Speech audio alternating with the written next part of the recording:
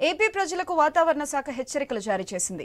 ద్రోణి ప్రభావంతో నేడు ఏపీలో పిడుగులతో కూడిన వర్షాలు పడతాయని ఏపీ విపత్తుల నిర్వహణ సంస్థ తెలిపింది. ఈ తరుణంలో ప్రజలు అప్రమత్తంగా ఉండాలని సూచనలు జారీ చేసింది. 2 రోజుల పాటు భారీ నుంచి అతి భారీ వర్షాలు కురిసే అవకాశాలున్నాయని వాతావరణ శాఖ అధికారులు తెలిపారు. శ్రీకాకుళం, విజయనగరం, పార్వతీపురం, మన్యం, అల్లూరి సీతారామరాజు, కాకినాడ, ఏలూరు, కృష్ణా, ఎన్టీఆర్, గుంటూరు, పల్నాడు, ప్రకాశం, నెల్లూరు, కర్నూలు, నంద్యాల, కడప, అన్నమయ్య, చిత్తూరు జిల్లాల్లో వర్షాలు కురుస్తాయని పేర్కొంది.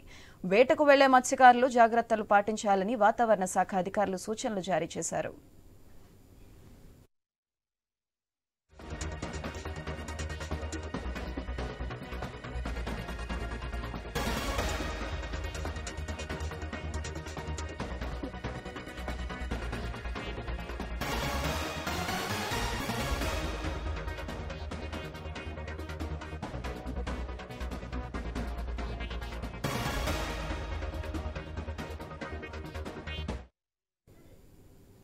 ఏపీ ప్రజలకు వాతావరణ శాఖ హెచ్చరికలు జారీ చేసింది. ద్రోణి ప్రభావంతో నేడు ఏపీలో పిడుగులతో కూడిన వర్షాలు పడతాయని ఏపీ విపత్తుల నిర్వహణ సంస్థ తెలిపింది. ఈ తరుణంలో ప్రజలు అప్రమత్తంగా ఉండాలని సూచనలు జారీ చేసింది. 2 రోజుల పాటు భారీ నుంచి అతి భారీ వర్షాలు కురిసే అవకాశాలున్నాయని వాతావరణ శాఖ అధికారులు తెలిపారు. శ్రీకాకుళం, విజయనగరం, పార్వతీపురం, మన్యం, అల్లూరి సీతారామరాజు, కాకినాడ, ఏలూరు, కృష్ణా, ఎన్టీఆర్, గుంటూరు, పల్నాడు, ప్రకాశం, నెల్లూరు, కర్నూలు, నంద్యాల, కడప, అన్నమయ్య, చిత్తూరు జిల్లాల్లో వర్షాలు కురుస్తాయని పేర్కొంది. వేటకు వెళ్లే మత్స్యకారులు జాగ్రత్తలు పాటించాలని వాతావరణ శాఖ అధికారులు సూచనలు జారీ చేశారు.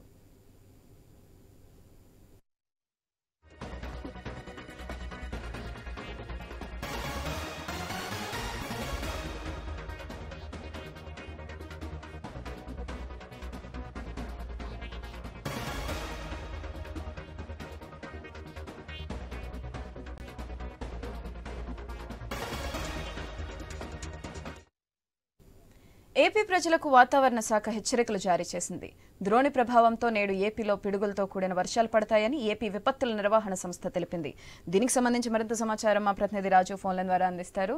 రాజు, చెప్పండి, లోతట్టు ప్రాంతాల ప్రజల కోసం అధికారులు ఎలాంటి జాగ్రత్తలు తీసుకుంటున్నారు?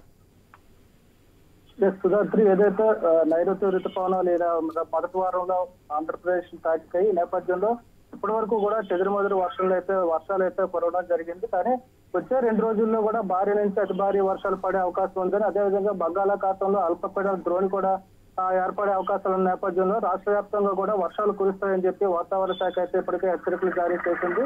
ఈ నేపథ్యంలో అన్ని జిల్లాల అధికారులు కూడా అప్రమత్తమయ్యారు. లోతట్టు ప్రాంతాల్లో ఉన్నటువంటి ప్రజలందరినీ కూడా సురక్షితంగా ఉండాలని చెప్పి కూడా హెచ్చరికలు జారీ చేస్తున్నారు. మరోవైపు సముద్ర తీర ప్రాంతాల్లో ఉన్నటువంటి మత్స్యకార గ్రామాల్లో కూడా అధికారులు ఇప్పటికే పర్యటించి వాళ్ళందరినీ అప్రమత్తం చేయడం జరిగింది. వర్షాలు ప్రారంభమైన ముందు రోజు నుంచి అంటే రేపు వచ్చే 2 రోజుల్లో వర్షాలు పడే అవకాశం ఉన్న నేపథ్యంలో మత్స్యకారులు ఎవరు కూడా వేటకు వెళ్లొద్దని సురక్షిత ప్రాంతాల్లో ఉండాలని చెప్పి కూడా హెచ్చరికలు జారీ చేసింది.